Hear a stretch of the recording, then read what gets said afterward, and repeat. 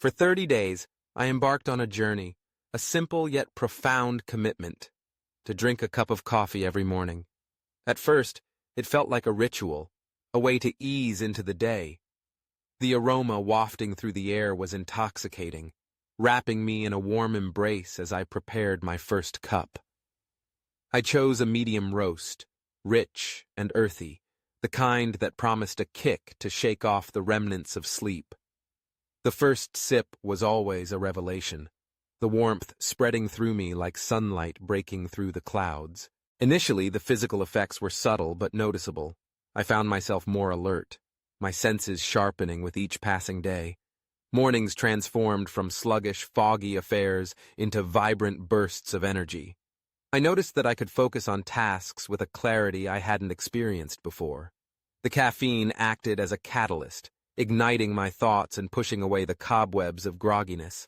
I felt lighter on my feet, more inclined to tackle the day's challenges with a newfound vigor. Yet, as the days wore on, I began to recognize the delicate balance between benefit and dependence. By the second week, I noticed a slight shift in my body. Mornings without coffee became increasingly difficult. The first signs of withdrawal were subtle, a dull headache creeping in, a sense of lethargy that clung to me like a shadow.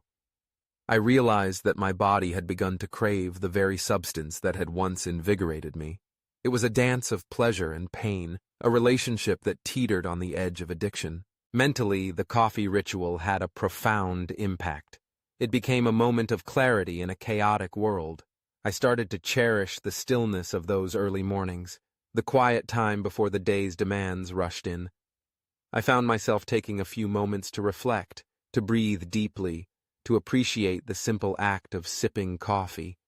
This mindfulness transformed my mornings into a sanctuary, a space where I could gather my thoughts and prepare for whatever lay ahead. Emotionally, the effects were equally complex. I discovered that coffee was not just a beverage. It was a companion. The act of brewing became a meditative practice, a way to center myself before the world intruded. I began to associate the taste and smell with comfort and routine. However, there were days when the caffeine heightened my anxiety, amplifying worries that would have otherwise remained subdued.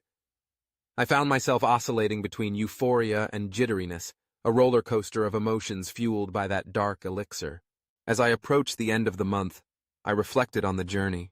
The benefits were undeniable: increased productivity, heightened awareness, and a cherished morning ritual that had become a cornerstone of my daily routine.